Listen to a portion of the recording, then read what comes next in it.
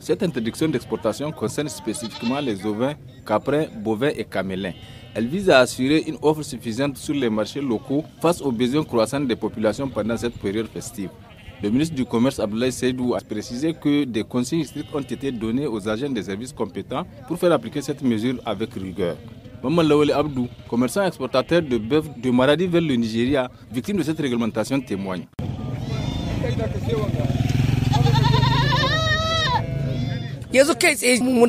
Nous avons envoyé des bovins dans des camions à partir de Dan Issa. Mais ce matin, on nous a appelés pour nous dire qu'on a bloqué les camions. Ils ne peuvent pas traverser la frontière. Pourtant, nous avons payé les frais de transit. Nous ne savons quoi faire. C'est un véritable problème pour nous, car nos bovins ne sont pas destinés à tirer des charrettes. Nous demandons aux autorités de nous régler cette situation. Nous sommes très préoccupés, vraiment. Pour Ousmane Ali, président national de l'interprofession bétail, viande, cuir et peau, la décision a été prise sans consultation préalable. Il estime qu'elle entraînera un important manque à gagner pour les producteurs. Nous, on sait quelle catégorie d'animaux qu'il faut interdire l'exportation. Pour le cas des opérations Tabaski, la plupart des animaux consommés au Niger, c'est la première catégorie qui ne dépasse pas 80 000. La troisième est à partir de 180 000, voire 300 000 à ceux qui dépassent ça.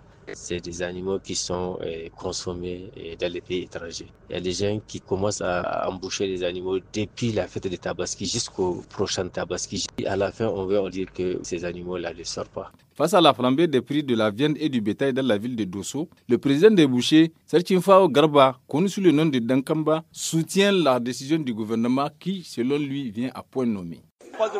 Le fait qu'on exporte les animaux n'arrange pas les pauvres, car ils ne pourront pas manger de la viande. Actuellement, le kilo de viande avec os coûte 3 000 francs et sans os 3 500 francs. Cette décision qui interdit l'exportation du bétail est venue à point nommé pour nous. Nous en sommes fiers, car sinon, les pauvres ne pourraient pas immoler un animal pour la Tabaski prochaine. À Gaïa, les acheteurs se réjouissent de la baisse des prix du bétail par rapport à l'année dernière.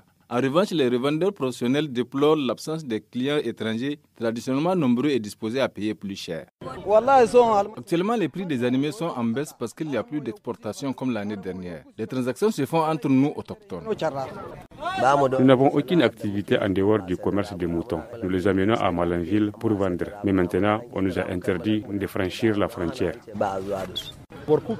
Chacun peut en trouver pour sa bourse. On voit des moutons qui pourraient se vendre l'année passée à 140-150 000 francs CFA, qui atteignent difficilement 100-120 000 francs cette année.